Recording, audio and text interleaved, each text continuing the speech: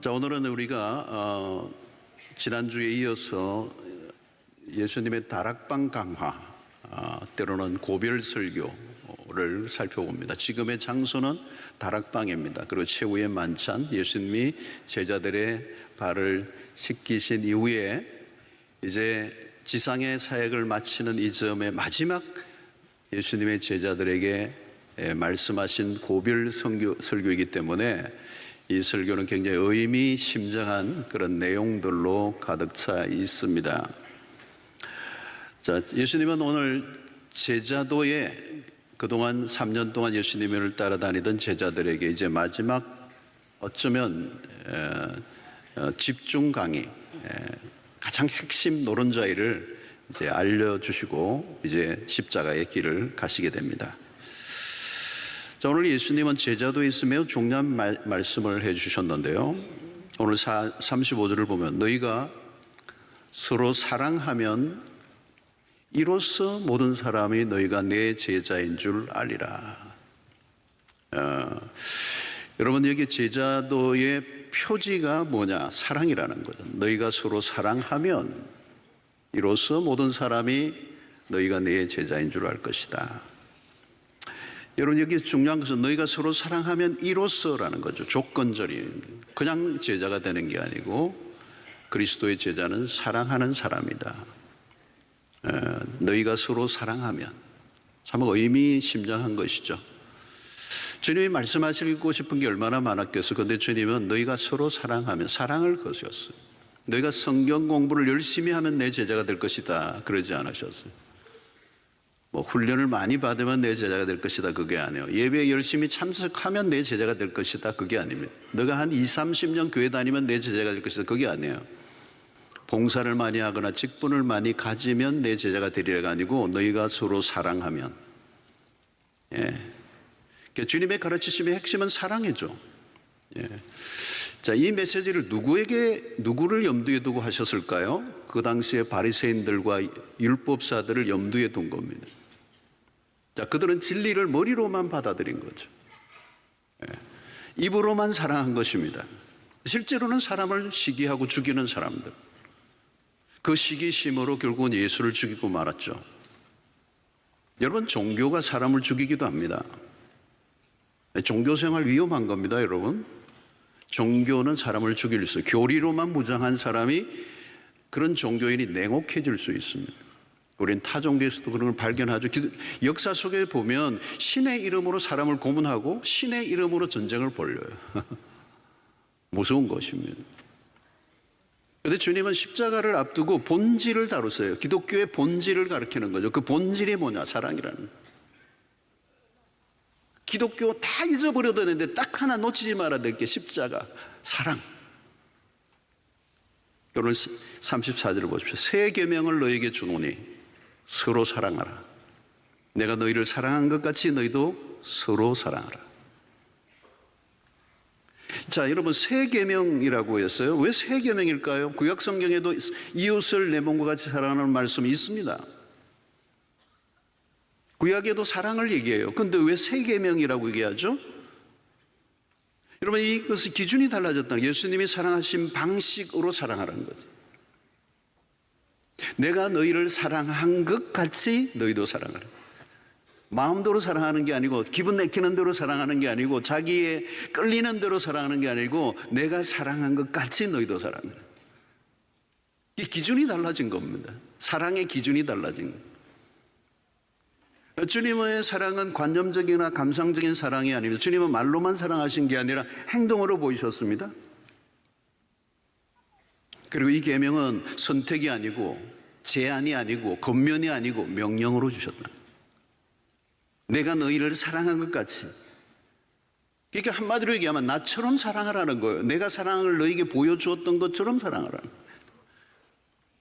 너의 스타일대로 사랑하지 말고 너의 기분대로, 너의 방식대로, 너의 마음에 드는 대로만 사랑하는 그런 사랑 말고 내가 너에게 보여준 사랑을 사랑하라는 거예요. 새로운 기준입니다. 새로운 목표라는 거죠. 여러분, 주님이 우리에게 보여주신 사랑은 어떤 사랑일까요? 간단하지 않아요. 주님도 사랑이 얼마나 어려운 것인가를 알고 계세요. 여러분 13장 안에 보면 눈에 들어오는 한 인물이 있어요. 그게 가룟 유다입니다. 오늘 본문의 앞에 보면 가룟 유다가 있어요. 주님이 지금 이 34절 5절에 내가 사랑한 가치라고 하는 이 사랑은 이론적인 추상적인 사랑, 관념적인 사랑이 아닙니다. 주님은 지금 바로 앞에 놓여져 있는 가룟 유다와의 이 눈에 보이지 않는 엄청난 고뇌가 담겨 있어요. 여러분, 이 최후의 만찬장에 지금 12명의 제자들과 앉아 있습니다. 그 중에 한 사람이 가룟 유다예요. 그는 예수를 팔려고 하는 사람. 이미 팔려고 결정을 해버렸어요. 여러분, 지금 시간이 어떤 시간입니까? 주님에게는 십자가로 기는 혹독한 시간입니다. 가장 힘든 시간. 제자들만이라도 곁에 서서 위로해 주어야 마땅한 그 순간에 제자 중 한 사람이 예수님을 배반해요. 여러분, 이런 심정을 여러분 이해하실 수 있겠습니까? 가장 어려운 순간에 배반을 해. 그것도 가장 가까운 사람. 여러분, 이것이 이 배신이 주님을 얼마나 힘들었게 뼈속 깊은 고통을 준 것입니다. 그런데 여러분, 다른 사람은 또 이 유다의 배신을 알아차리지는 못합니다. 의아해죠. 아무도 이 가룟 유다가 배신자라고 하는 사실을 눈치를 채지 못해요. 이 유명한 아이런 사이더라고 하는 분이 이런 얘기, 가룟 유다는 제자들 중에서 가장 신사적이었을 것으로 묘사합니다. 가장 나이스한 사람, 오늘날의 기준으로 한다면 그야말로 클래스가 있는 사람, 그런 누구보다도 젠틀하고 교양이 있고 예의 바른 행동을 했던 사람, 말도 우아하게 하고 모임에서도 가장 진지하고 사람들의 환심을 살 줄 알고 어디를 가나 반듯하게 행동하는, 그러니까 가까이 있는 사람들조차 전혀 눈치를 채지 못했습니다. 그런데 주님만 유다의 마음을 들여다보고 계세요. 여러분, 그런 누구입니까? 예수님의 제자가 이미 아닙니다. 그런 예수의 적입니다. 예수를 팔려고. 여러분, 그 적이 원수가 되어 있는 사람이에요. 근데 주님은 그를 최후의 만찬장으로 초대했습니다. 입구부터 막아야죠. 근데 예수님은 그를 초대합니다. 여러분, 원수 같은 사람에게 파티 초대장을 건네본 적 있습니까? 자, 주님은 떡 조각까지도 유다에게 내미세요. 전혀 변함없이. 26절 예수께서 대답하시되 내가 떡 한 조각을 적셔 주는 자가 거니라 하시고 곧 한 조각을 적셔서 가룟 시몬의 아들 유다에게 주시니. 주님은 최후의 만찬장에 그를 불러들이시고 가룟 유다의 발까지 씻어주시고 떡 한 조각을 유다에게 건네주시고, 쉬운 일이 아닙니다. 여러분, 상처를 나에게 준 사람과 마주해 본 적이 있습니까? 나를 욕하는 사람과 한 식당에 앉아 있어 본 적이 있습니까? 나에게 배신한 사람에게 고기를 구워 본 적이 있습니까? 여러분, 우리의 사랑은 어떻습니까? 내가 좋아하고 사랑하는 사람이 따로 있습니다. 만나고 싶은 사람이 정해져 있습니다. 마주하고 싶지 않은 사람은 만나고 싶지 않습니다. 나와 골이 깊은 사람과는 거리를 두게 돼 있어요. 어떤 일로도 얽히고 싶지 않습니다. 나에게 함부로 대하고 상처를 입힌 사람이라면 여러분 떠올리고 싶지도 않죠. 그런데 그를 초대하고 있습니다. 사랑하는 성도 여러분, 오늘도 이 사랑에 대한 메시지를 전하면 부담되는 메시지일 수 있어요, 여러분. 왜? 오늘 그 인간이 또 오르니까. 선을 그어놓고 있는 인물은 없으니까 난 그 사람은 안 됩니다. 그 사람은 사랑할 수 없습니다. 어떤 분은 사랑방을 옮긴 이유, 내가 오늘 3부에 온 이유, 그 인간이 2부에 오니까.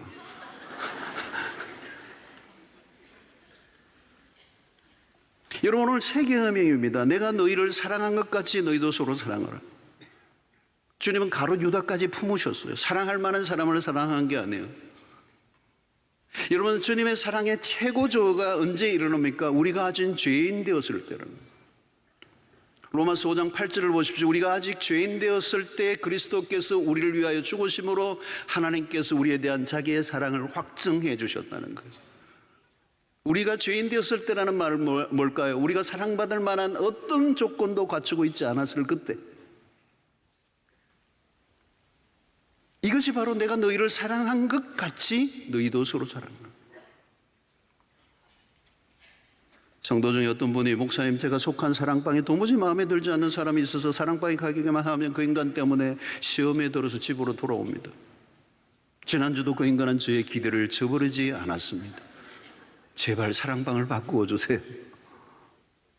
어떻게 해야 되죠? 이런 얘기를 들으면 교육자들이 대략 난감. 그래요. 인생도 짧은데 마음에 들지 않는 사람과 함께 고통하며 몸부림을 치기보다 빨리 다른 곳으로 옮겨 즐겁게 신앙생활 하세요. 그런데 문제가 뭐예요, 여러분? 사랑방을 옮겨도 내 마음에 들지 않는 사람이 또 나를 기다리고 있다는 사실. 오히려 차라리 옮기지 않았더라면 더 나을 뻔했습니다. 왜? 이전 사랑방에서 내가 싫어하던 그 사람보다 한 수 더 뜨는 사람을 만나게 돼요. 여러분, 내가 원하는 사랑의 대상을 고를 수 있는가? 피하고 싶다고 피해지는 일인가? 마음에 들지 않는 그 사람을 만나게 하신 이유는 도대체 무엇일까? 여러분, 하나님은 사랑하기 거북한 그 사람을 통해 나를 훈련시키셔요. 그리고 나의 사랑의 용량을 키우시기를 위해 원하시는 거죠. 내가 변화되기 전까지는 그 인간은 사라지지 않아요. 사랑의 품이 넓어지면 어느 순간 그 사람이 보이지 않아요. 여러분, 원수는 없애면 없어지는 게 아니에요. 원수는 사랑해야 없어지는 거예요. 여러분, 사랑할 만한 사람을 사랑하는 것은 에로스예요. 에로스 사랑의 기초 위에 세워진다면 늘 위험합니다. 에로스 사랑은 위기적이니까. 그 사랑은 만족에 도달하기 어려워요. 내 기준에 드는 인간을 찾는다면 결국 나는 고립되는 겁니다. 아무도 사랑할 수 없어요. 결국 나만 남아요. 근데 나도 나를 사랑할 수 없는 존재라는 걸 발견하니까 우울해지는 거죠. 예수님, 우선 나를 들여다보십시오. 나는 과연 사람들에게 사랑받을 만한 조건을 갖추고 있는가? 그렇지 않아요. 정직하게 평가하면 나라는 인간은 문제가 많아요. 상대가 영 내 마음에 안 들 때가 있습니다. 인간이 그럴 수 있나? 그러면 나는 상대에게 어떤 사람일까를 생각해 본 적이 있습니까? 여러분, 가만히 생각해 보면 지금까지 이만큼 살아온 것은 내가 잘난 게 아니라 주변의 사람들의 자비로움 때문이었어요. 아무도 아멘 안 하시죠. 다른 사람에 대한 나의 태도도 바뀌어야 돼요. 나를 만족시켜줄 조건이 충족될 때만 사랑한다면 불행해지는 겁니다. 나의 욕구가 강해질수록 만족보다 불만족으로 가기가 더 쉬워요.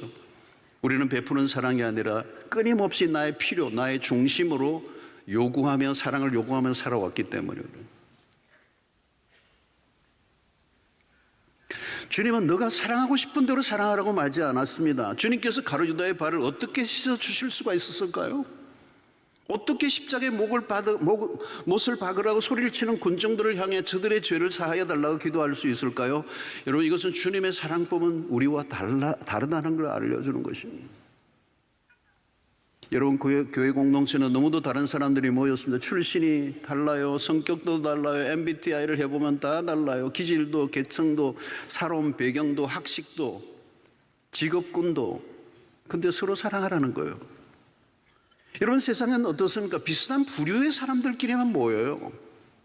생활 수준도 비슷한 사람들이 교제권을 이루고요. 뭐 취미가 비슷하든지 생각이 비슷하든지 그래야 친구가 되잖아요. 그러나 교회 공동체는 전혀 다른 사람들이 모여 한 공동체를 이루게 하셨어요.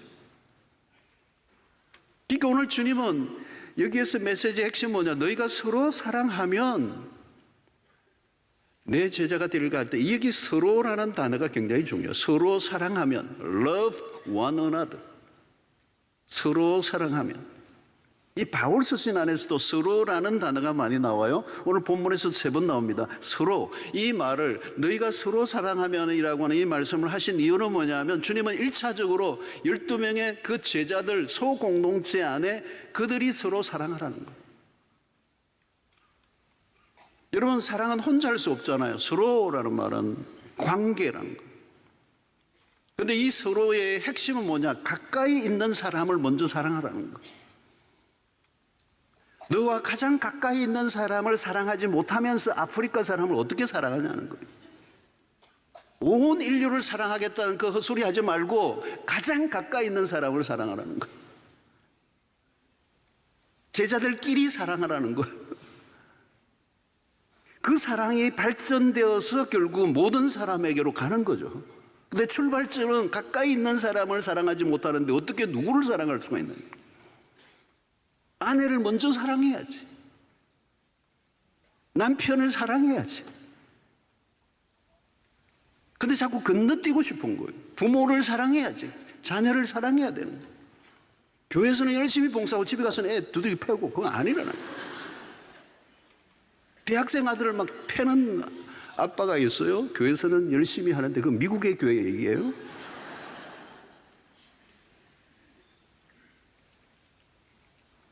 사랑방 안에서 서로 사랑해야 합니다. 수영록의 모든 성도를 사랑합니다. 그 헛소리예요, 여러분. 불가능해요. 어떻게 사랑해요, 여러분? 사랑방 안에서 사랑합니다. 여러분, 우리끼리 서로 사랑하지 않는데 세상 사람을 어떻게 사랑하겠어요? 그건 모순입니다. 그러므로 여러분, 우리는 매일 만나고 있는 사람들과의 관계가 매우 중요합니다. 우리의 관계들 속에 사랑이 이런 거구나를 경험하는 공동체여야 된다.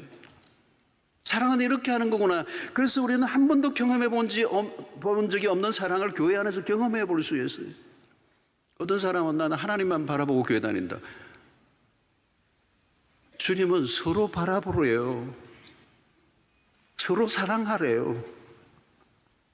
여러분, 개인의 영성이 필요하죠. 홀로 기도만 하고 홀로 예배만 드린다면 주님의 대명령을, 대계명을 놓친 거예요. 여러분, 혼자 기도 생활 하루에 10시간 한다고 신앙이 좋다고 말할 수 없습니다. 성경을 백독, 천독 했다고 할지라도 홀로만 있다면 그는 기독교를 말하고 있는 게 아니에요. 기독교는 혼자 산에서 돌을 닦는 종교가 아닙니다. 여러분, 우리는 한국교회는 대체적으로 신앙생활이 일 중심으로 치우쳐져 있어요. 사역을 열심히 하는 건 좋아요. 문제는 관계가 약해. 일은 잘 하는데 관계를 잘 못 맺어. 일을 잘하는 사람들 가운데 강성이 많아요. 성격이 너무 강해. 자기 주장이 너무 세. 능력이 있는데 사람들과 부딪히는 거예요. 그래서 주변의 사람들이 하나 둘 떠나버려요. 여러분, 교회는 세상과 다릅니다. 능력과 실질적이 좋다고 될 일이 아닙니다. 결과주의, 성과주의는 세상에 얘기해요. 좀 더디더라도 과정 속에 주님의 사랑으로 기다려주고 인내하고 함께 가고, 사랑이 없으면 아무리 대단한 업적을 쌓는다 할지라도 의미가 없다는 거예요. 그러므로 여러분, 신앙의 키워드 중 하나는 관계입니다. 사랑하는 상대가 있어야 돼. 너와 나와의 관계잖아요. 이 독일어로 얘기하면 ich und du잖아요. 나와 너, 나와 너. 나와 그것이 아니고 나와 너. 내가 있어야 너도 있고 너가 있어야 내가 있는 거죠. 사랑은 둘이 하는 거잖아요. 나만 사랑하는 것은 자기예요. 그 사랑은 완성될 수 없는 사랑. 사랑의 기본은 둘로부터 시작되는 거예요. 서로라는 거죠. 친구라는 개념이 뭘까요? 나와 너가 있는 거잖아요. 연인이 있고 배우자가 있고 공동체가 있다는 말은 나만 존재하지 않는다는 거예요. 나만 존재함으로 사랑이 불가능하기 때문에 관계를 맺는 게, 이게 친구고 가족이고 공동체고 연인이고 배우자가 되는 거잖아요. 근데 오늘날 여러분, 우리의 뷰링이 뭘까요? 서로라고 하는 게 없어져. one another, 이게 없어져 버렸어요. 관계가 다 끊어져. 나와 그것만 있는 거예요. 나와 그것, 상품, 물건. 근데 사랑이 그것 안 되죠. 물건과 어떻게 사랑해요? 애완견과 사랑이 가능하지만 한계가 있잖아요. 나와 너라고 하는 이 관계.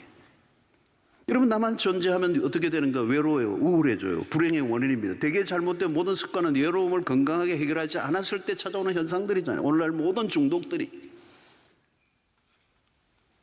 해결의 길이 공동체입니다. 공동체는 사랑이 필요하다는, 가까이 있는 사람들부터 사랑하는, 그래서 우리의 가정에서, 우리의 공동체에서 사랑을 경험하는.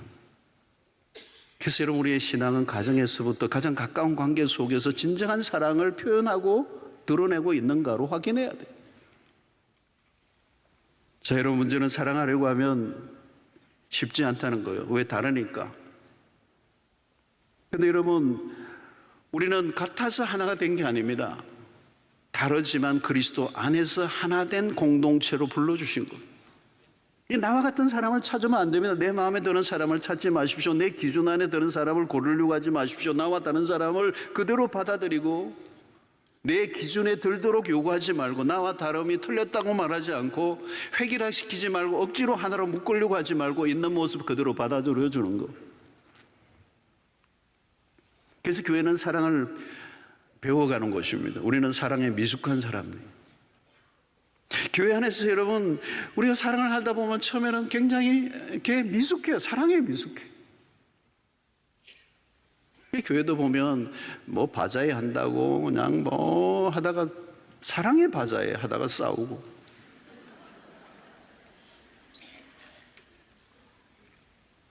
어려운 형편에 열심히 헌금해서 예배당 잘 지어놓고 싸우고,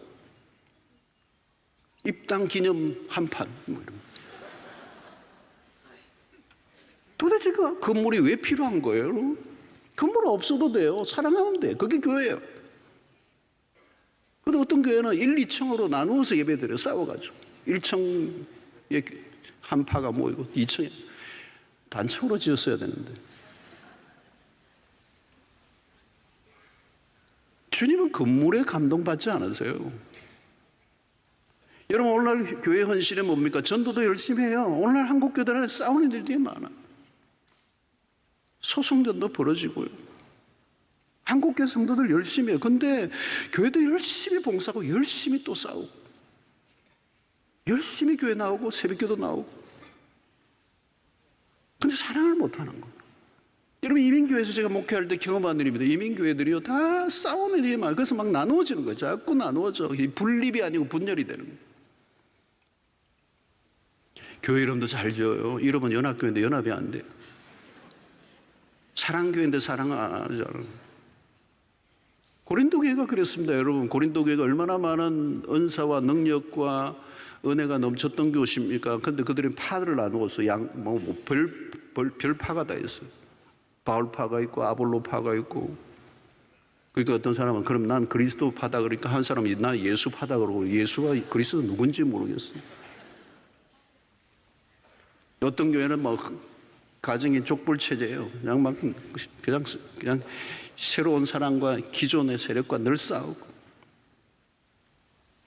여러분, 싸우는 교회 싸우는 이유도 유치해요. 주일 점심은 국밥을 할 건가 샌드위치로 할 것인가, 주일날 카페를 운영할 건가 말 건가.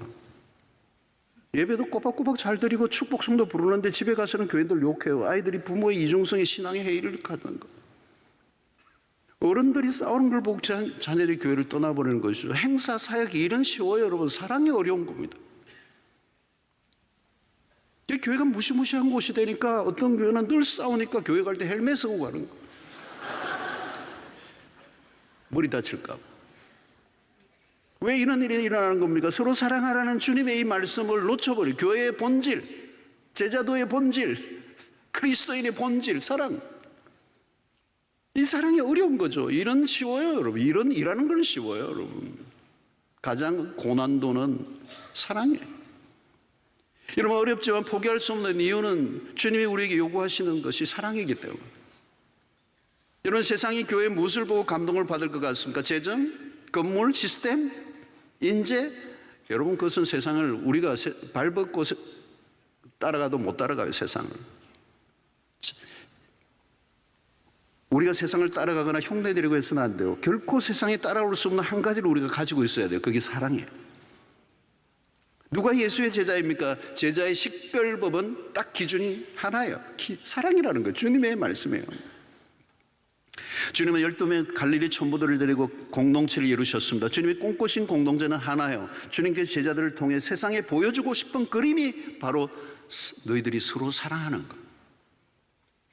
여러분, 사람들이 모였다고 공동체가 되는 게 아닙니다. 교회 간판만 달았다고 교회가 아닙니다. 사랑하는 사람들이 모인 공동체.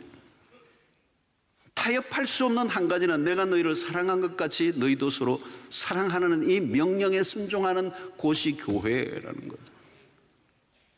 주님의 사랑은 충동적이나 감정적이지 않았으나 우리 주님이 보여주신 사랑은 매우 급진적, 레디컬했습니다. 하루아침에 이룰 수 있는 사랑은 아닙니다. 사랑하기로 결단한다면 실망할 수도 있고 상처를 받을 수도 있습니다. 사랑한다고 사랑이 돌아오지 않습니다. 내 마음에 들지 않는 사람을 만날 때가 있습니다. 사람을 우리가 내 마음에 들지 않는 사람을 고쳐서 사랑하려고 해서는 안 됩니다. 있는 그대로. 여러분, 그 사람을 뜯어 고쳐서 사랑할 수 있다면 주님이 죽으실 이유가 하나도 없습니다. 여러분, 누군가 나를 미워하고 나를 사랑해 주지 않는다고 분노하지 마십시오. 우리가 주님으로부터 받은 사랑은 다른 것입니다. 주님은 우리에게 모든 걸 주셨어요. 우리를 사랑하시기 때문에 고통을 당하셨어요. 그럴 필요가 없는 분이. 그럼에도 우리에게 가르쳐주신 것은 사랑은 그럴 만한 가치가 있는 것이라는 가르쳐 주신 거죠. 저는 우리 할머니, 할아버지들이 손주들에게 베푸는 사랑을 보면 거의 좀 비슷해요. 부모가 자녀의 관계는 긴장 관계가 있어요. 그러나 할아버지, 할머니는 손주들과 긴장 관계가 없어요. 어떤 것도 요구하지 않아요. 그 존재 자체를 기뻐하고 그냥 퍼주고 주고 또 주고도 모자라는, 마치 하나님의 사랑은 그렇게 낭비처럼 보이는 그 사랑. 그 사랑을 하나님 우리에게 베풀어 주신 것입니다. 자, 오늘 35절을 다시 한번 보겠습니다. 너희가 서로 사랑하면 이로써 모든 사람이 너희가 내 제자인 줄 아리라. 여러분, 세상은 사랑을 보고 싶어요. 진짜 사랑. 여러분, 오늘 세상을 보십시오. 없는 게 없습니다. 사실 얼마나 풍족한 세상을 살고 있습니까? 그런데 하나가 없어요. 진짜 사랑. 가짜 사랑은 너무 많아요. 사랑을 흉내를 내지요. 근데 부실해요. 함량이 부족한 사랑. 사랑은 하긴 하는데 목이 말라. 세상이 우울증에 걸리는, 늘어나는 이유가 여기에 있습니다. 사랑을 하고 싶은데 사랑을 경험할 수가 없어. 여러분, 다른 게 힘든 게 아닙니다. 사랑의 부족이 삶을 부대끼게 하는 거예요. 그 사람들은 사랑을 말하고 사랑을 얘기하는데 사랑 때문에 병이 들어있어. 진짜 사랑이 아닌 거죠. 그래요, 여러분. 세상은 죽었다 깨어나도 그 사랑을 경험할 길이 없습니다. 그 사랑을 본 적이 없습니다. 진짜 사랑이 뭔지를 알지 못합니다. 그렇기 때문에 이 세상이 고통하는 것이죠. 그 진짜 사랑을 경험한 곳은 하나님의 사람, 하나님의 백성들, 교회밖에 없어요. 그 사랑이 어떤 사랑이죠, 여러분? 사도 요한은 힘있게 선포해요. 요한일서 4장 9절로 11절에 하나님의 사랑이 우리에게 이렇게 나타난 바 되었으니 하나님이 자기의 독생자를 세상에 보내시면 그로 말미암아 우리를 살리려 하심이라. 사랑은 여기 있으니 우리가 하나님을 사랑한 것이 아니고 하나님이 우리를 사랑하사 우리 죄를 속하기 위하여 화목제물로 그 아들을 보내셨습니다. 사랑하는 자들은 하나님이 이같이 우리를 사랑하셨은즉 우리도 서로 사랑하는 것이 마땅하도다. 여러분, 우리가 세상에 보여줘야 될 사랑을 하나님이 먼저 우리에게 보여주셨어요. 여러분, 우리가 주님으로부터 배운 사랑을 실천하면 사람들이 이런 질문을 하게 돼 있어요. 어떻게 그런 사랑이 가능하냐? 어떻게 하면 그런 사람까지 사랑할 수 있냐? 그 사랑의 힘이 어디로부터 나오냐? 나도 그 사랑하고 싶다. 그런 교회에 나가고 싶다. 여러분, 이런 사랑은 그냥 나를 좋아해 주는 사람을 사랑하는 정도의 수준이 아닙니다. 자기 자식 챙기고 자기 동향, 학연에 얽히고야 움직이는 그런 흔한 사랑을 말하고 있지 않아요. 십자가의 사랑은 다른 사랑입니다. 사랑하는 성도 여러분, 십자가의 사랑을 구하십시오. 우리의 존재 자체가 사랑이었습니다. 십자가를 통하여 우리가 경험한 것은 사랑이었습니다. 사랑을 발견하지 못했다면 아직 십자가를 이해한 것이 아닙니다. 주님은 우리를 사랑하려고 애를 썼다는 것이 아니고 그분 자체가 사랑이셨어요. 그는 자기보다 우리를 더 사랑하신 분입니다. 요한은 그 사랑의 깊이를 좀 더 깊이 들여다보아요. 요한일서 4장 7절로 8절에 사랑하는 자들아 우리가 서로 사랑하자. 사랑은 하나님께 속한 것이니 사랑하는 자마다 하나님으로부터 나서 하나님을 알고 사랑하지 아니하는 자는 하나님을 알지 못하나니 이는 하나님은 사랑이십니다. God is love. 여러분, 우리는 세상 사람들에게 사랑은 여기 있다고 자신 있게 말할 수 있어야 돼요. 교회를 다니는 우리는 교회 안에 신앙의 경력 속에 가장 많은 아름다운 축이 있다면 사랑이. 우리는 교리를 무장하고 성경 공부를 암송하고 새벽 기도를 지키고 많은 것들을 하지만 정작 하나님의 사랑에서 비껴나 있을 때가 있습니다. 나는 교회를 다니며 사랑을 배웠다고 할 수 있습니까? 오늘날 교회가 무엇을 많이 강조합니까? 교회를 통하여서 세상이 듣고 싶어한 게 도대체 무엇일까요? 그것은 사랑이에요. 교회가 세상에 줄 수 있는 유일한 것은 사랑밖에 없어요. 다른 건 줄 수 있을 게 없어요. 왜 주님은 마지막 제자들에게 이 대계명을 주셨을까요? 여러분, 세상을 바꾸는 힘은 뭘까요? 무엇으로 세상을 바꾸고? 혁명이 아니에요, 여러분. 혁명은 또 다른 혁명을 가져와요. 기술 문명 아니에요. 오늘날 기술 문명이 이 AI 시대가 발전되면서 오늘 인류는 더 불안해져 가고 있어요. 세상을 바꾸는 힘은 단 하나예요. 사랑이에요. 사랑의 혁명. 그래서 주님은 제자들에게 마지막 당부하신 너희가 서로 사랑하면, 나를 따르는 사람은 나와 같이 사랑하는 사람이에요. 너희가 서로 사랑하는 게 마땅하도다. 여러분, 사랑이 뭐죠? 인내하는 거예요. 용서해 주는 거예요. 기다려 주는 거예요. 내가 먼저 희생하는 거예요. 내가 먼저 손해보는 거예요. 억울해도 참는 거예요. 상대를 향하여 끝까지 마음의 문을 열어놓고 있는 거예요. 내 기준이 아니라 상대에게 나를 맞춰주는 게 사랑이에요. 사랑은 이기는 게 아니고 져주는 거예요. 말도 안 되는 소리를 100번, 1000번인데 처음 듣는 것처럼 들어주는 거예요. 내가 옳다는 것을 주장하는 것으로 다른 사람을 악당으로 만드는 게 아니라 갈수록 온유해지는 거예요. 내 유익보다 상대의 유익을 더 생각해 주는 것, 받기보다 베풀기를 더 원하는 것. 여러분, 전부 다 이 세상에 사는 사람들의 삶의 방식과 정반대를 우리에게 요구하고 있어요. 교회는 능력이 있는 사람보다 사랑이 많은 사람이 필요합니다. 사랑은 내가 상대방의 짐까지 져주는 거예요. 그게 십자가의 사랑입니다. 이런 내가 다 해놓고도 다른 사람에게 공을 돌리는 거, 그게 사랑입니다. 내 마음이 편한 쪽이 아니라 상대편의 마음을 편하게 하는 쪽을 선택하는 삶이 사랑입니다. 나의 필요보다 상대의 필요에 더 민감한 삶, 그게 사랑입니다. 세상은 뺏고 빼앗기는 전쟁터입니다. 나의 가장 귀중한 것을 기꺼이 내어놓을 수 있는 것, 이게 사랑입니다. 여러분, 사랑은 이기적인 것과 끊임없이 싸웁니다. 내가 죽고 그리스도가 사는 삶. 그래서 여러분, 고린도전서 13장을 우리는 끊임없이 암송하는 거예요. 사랑은 오래 참고부터 시작했어요. 모든 것을 참고 모든 것을 견디느니라. 이 15가지의 속성을 얘기하고, 사도 요한은 이 사랑이 없다면 너희는 아무것도 아니고, 우리는 아무것도, nothing, 꽝이라는 거. 여러분, 세상은 사랑을 받고자 하는 사람들로만 가득합니다. 누가 줄 수 있어요? 아무도 줄 수 없어요. 그런데 주님은 우리에게 일방적으로 서로 사랑하라고 하지 않았어요. 내가 너희를 사랑한 것 같이. 사랑을 받은 사람이 사랑하는 것. 우리는 십자가를 통하여 하나님의 사랑이 얼마나 크고 놀랍고 풍성한가를 경험했어요. 사랑하는 성도 여러분, 사랑하는 것, 그것이 그리스도의 제자의 정체성입니다. 홀로 외딴섬처럼 있지 마십시오. 서로라는 단어를 깊이 기억하십시오. 그리고 소그룹과 사랑방 안으로 들어가십시오. 사람들과 연결되십시오.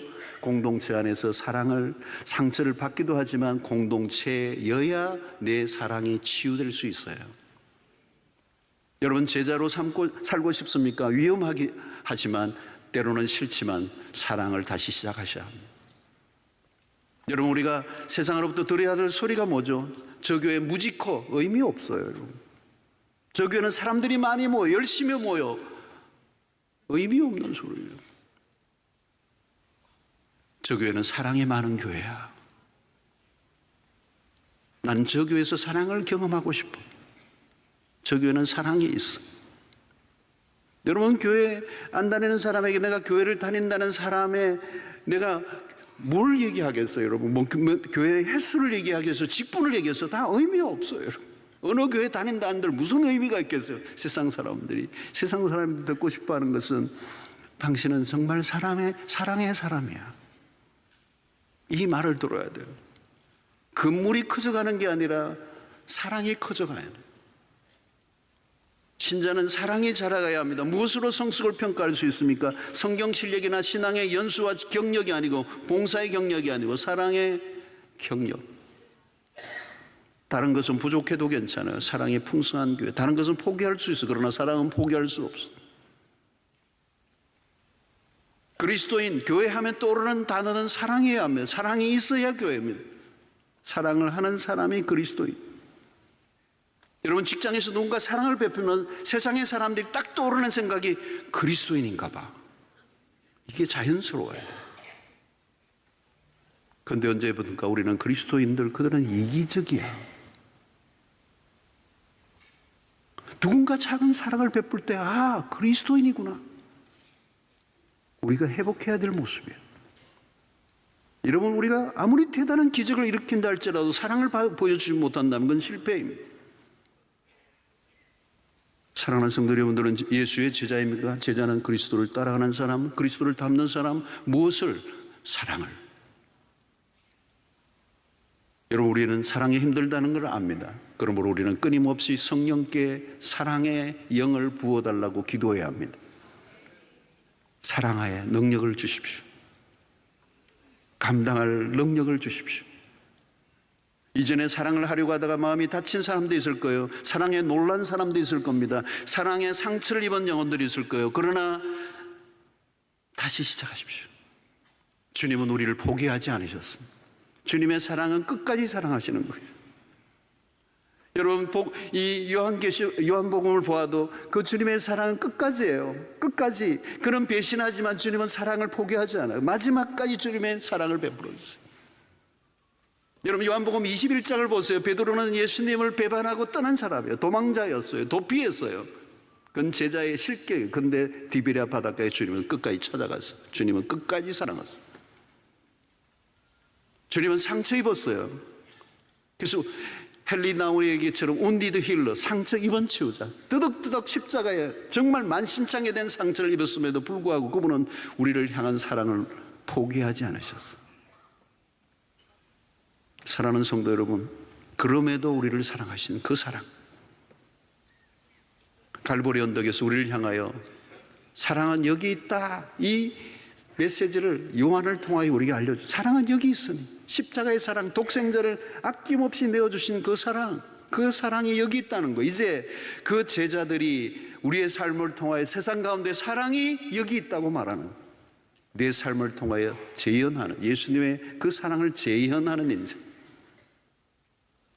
그러나 결코 쉬운 게 아니에요. 내 힘으로 안 돼. 여러분, 원수를 어떻게 내가 힘으로 사랑해요? 그건 기적이에요. 그건 하나님의 능력이 임해야 가능한 일이에요. 여러분, 어떤 분들은 원수를 사랑하자 하라는 말씀을 듣고 너무도 감동받아가지고 원수를 사랑하러 갔다가 더 열받고 오는 거예요. 그래, 맞아, 때려 죽일 놈이야. 그러고 돌아오는 거예요. 여러분, 내가 할 수 없어요. 내가 할 수 있는 게 아니에요. 하나님의 영이 임해야 돼요. 사랑의 영이 임해야 돼요. 십자가의 영이 임해야 합니다. 주님의 능력을 주시면 되는 것입니다. 원수를 사랑하라는 말씀에 순종하는 그 능력을 하나님이 주실 줄로 믿습니다. 그래서 우리가 해야 될 것은 사랑의 화신. 여러분, 오늘 우리의 교회가, 오늘 그리스도인들이 세상 속에서 잃어버린 게 사랑이에요. 일도 했어요. 교회도 지었어요. 활동도 많이 해요. 여러분, 고린도전서 13장이 말하잖아요. 모든 것을 내어주는 사랑까지 다 했어요. 그런데 행위는 있는데 그 안에 진정한 예수의 사랑이 없었던 거예요. 오늘 서로 사랑하라는 것부터 우리는 시작해야 합니다.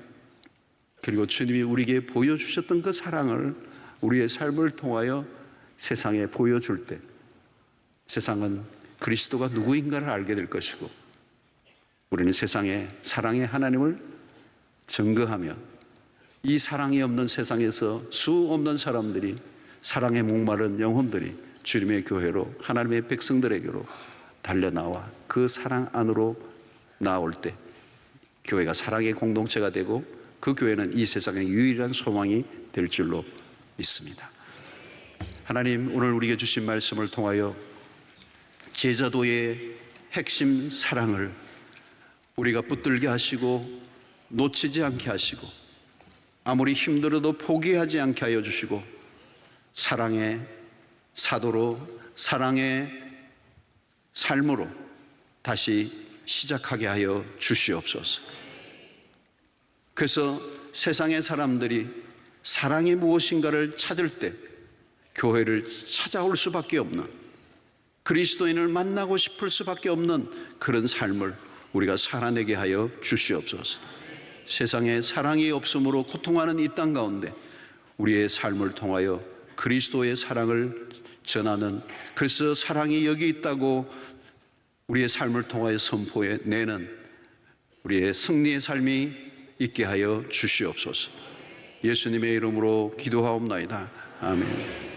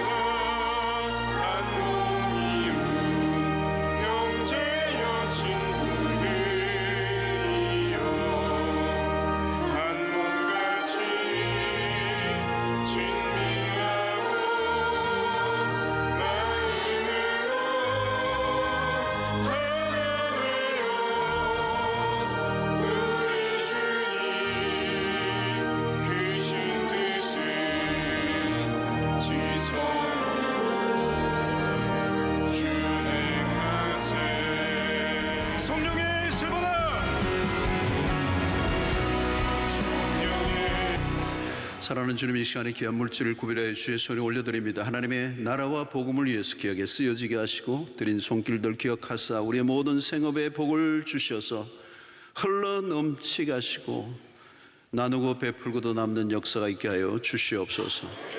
광야 같은 세상을 걸어가는 우리의 삶이 결코 쉽지 않음을 주님 앞에 고백합니다. 때로는 벼랑 끝에 서는 듯한 절망적인 상황에 처할 때가 있습니다. 동서남북 어디를 보아도 답이 없을 때가 있습니다. 주님, 우리의 소망은 오직 하늘에 있음을 고백하며 우리의 시선을 주님께로만 고정하는 저희들 되게 하여 주시옵소서. 세상이 흔들릴 때 흔들리지 않는 유일한 분은 하나님 한 분밖에 없음을 바라보는 저희들 되게 하여 주시옵소서. 우리의 가정, 직장, 사업, 진로, 결혼, 취업, 출산 모든 것 주님의 선하신 손길에 의탁합니다. 합력하여 선을 이루실 그 하나님을 기대하고 때를 따라 돕는 은혜로 우리와 함께하여 주시옵소서. 하나님 아버지, 주님은 역전의 하나님, 때로는 가장 절망적인 순간에 가장 최고의 최상의 상태로 우리를 이끄실 그 주님을 기대하며 믿음으로 살아가는 저희들을 되게 하여 주시옵시고, 아무리 인생의 끝이라고 할지라도 인생의 결론을 내가 맺지 않게 하여 주시옵시고, 하나님의 손길에 맡기는 저희들 되게 하여 주시옵소서. 하나님, 병중에 있는 성도들 어루만져 주시고 그 병상에서 벌떡 일어나는 역사가 있게 하여 주시옵소서. 그 모든 암의 근원이 말라 없어져 버리게 하여 주시옵시고, 하나님 건강함을 잊고 주의하여 살아가는 인생 되게 하여 주시옵소서. 정신적 질병, 각종 중독으로 매여 있는 그 노예된 삶으로부터 우리를 자유케 하여 주셔서 우리의 주어진 날들, 우리의 시간을 통하여 주 위하여 아름답게 살아내는 인생 되도록 인도해 주시옵소서. 오늘 처음 나온 귀한 가족들, 우리 교회 안에서 인생의 변화가 일어나게 하시고 신앙의 전환점을 맞게 하여 주시옵시고 신앙의 전성기를 경험하게 하여 주시옵소서.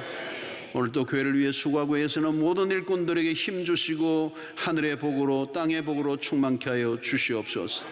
이제 하나님, 흩어져 있는 우리 성도들 어디에 있든지 임마누엘 함께하여 주시고 세상을 향하여 나가는 주의 백성들의 발걸음을 인도하셔 주의 권능의 팔로 붙잡아 주셔서 위험한 순간으로부터 악한 자들로부터 마귀로부터 보호하여 주셔서 한 주간 승리 또 승리케 하여 주시옵소서. 예수님의 이름으로 기도하옵나이다. 아멘. 이제는 우리 주 예수 그리스도의 놀라우신 은혜와 하나님의 크신 사랑과 성령의 교통하심이 내가 너희를 사랑한 것 같이 너희도 사랑하라고 하는 이 말씀을 우리가 붙들고 너희가 서로 사랑하면 이로써 내 세상 모든 사람이 내 제자인 줄 알 것이라고 하신 말씀을 붙잡고 힘들고 쉽지 않은 일이지만 주님의 영으로 함께하사 끝까지 사랑하기로 그 주님의 길을 따르기로 주님을 닮아가기로 결단하는 주의 백성들 머리 위에 지금부터 영원토록 함께 있을지어다. 아멘.